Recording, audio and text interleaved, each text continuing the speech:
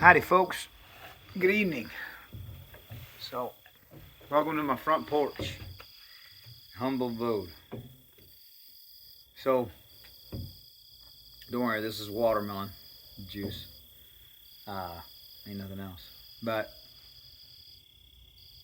so I thought I'd get on here and I don't know, express some views or do what people do when they go through loss and they're dealing with grief and all that jazz, and trying to find an outlet to maybe help or relate to other people if they've gone through those types of things. But I want to make something very clear about my perspective throughout this whole process when it comes to grief is I have a hope in my Lord and Savior, Yeshua, and or Jesus Christ, whichever word you want to use.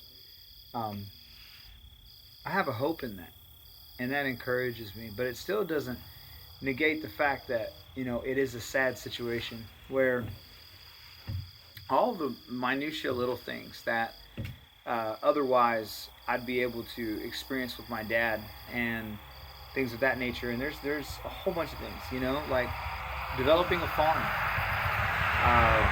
Something as simple as being able to call about a part on a tractor, or I've got this thing that I'm dealing with at work, or a thing I'm dealing with in marriage, or just calling to see how he's doing, you know, and just having that presence and that ability to be there. And that's the tough part. It's creating, and I don't like saying a new normal, but really it's creating a new routine in those moments and things of that nature. Um, and also, when fighting the want to uh, just break down and not do anything and things of that nature, like fighting that is tough. And what I mean by that, it's like, I mean, I don't do it, right? Um, but it's tough because you're so enveloped with that sadness. But what keeps me going, and hopefully other people have the same, I guess, support system, is I have family, I have responsibilities, I have people who rely on me being at my best to make sure to provide and make sure to not only be there physically but be there mentally and emotionally so that I can make sure to meet their needs. And that keeps you grounded. I think saying all this and getting to the main point is, in the absence of a loved one, you have to find a, a purpose in their absence. And what I mean by that is you have to replace, not replace, I don't want to use that word. You have to not substitute. You have to find a new avenue of purpose regarding that relationship. So that person, for me, my dad, was somebody that I could talk to about absolutely anything. As a male counterpart, my dad was my best friend. And so now that my best friend is gone, as a male counterpart, um, there's an absence there, right? And so figuring out a way to navigate that lack of relationship is key to being able to move through that grief and find a way to express what is going on in here and what's going on in here. And guys, if you don't if you don't really intentionally grieve and you compartmentalize it and you put it off to the side and you say, I don't need to worry about it, that is going to fester.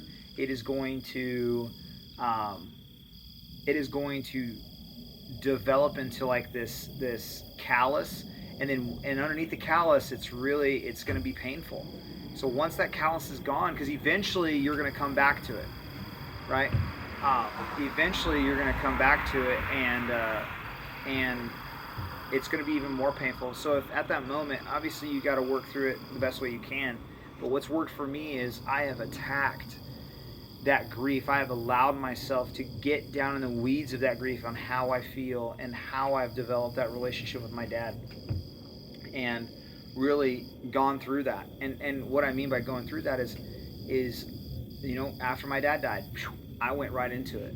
I was like, I'm going to attack this grief like a with a fire, and it's going to enable me to really go through those emotions, go through that pain, and then come out even stronger on the opposite side. It doesn't mean that I'm not sad, right? But if I can initiate that encounter with that emotion and get through it, then I can not necessarily control it, but I can be more aware of it whenever I become sad or I start to have an emotional reaction. So I say all that to give you guys encouragement that, you know, if you're going through something similar and you've lost somebody that you love and you don't know how to navigate and things of that nature, equip yourself. Get some tools. Talk to people. Go see somebody that is more equipped than I to give advice on this stuff. But know that you're not alone, right? You're not alone. I'm not the first person to lose a loved one. Especially, I'm not the first person to lose a father. I'm not the first person to lose a best friend. And I won't ever be the last, right? I won't be the last. So there are people out there that are going through similar things. So the next time you see somebody that's lost a loved one, you know, sometimes words are good, sometimes words are not good. Sometimes just being present is the best medicine for that person, or being available. So for the person out there that's lost somebody they love, don't be discouraged. Attack the grief and focus on the memories that bring you joy. Hopefully that'll help you out.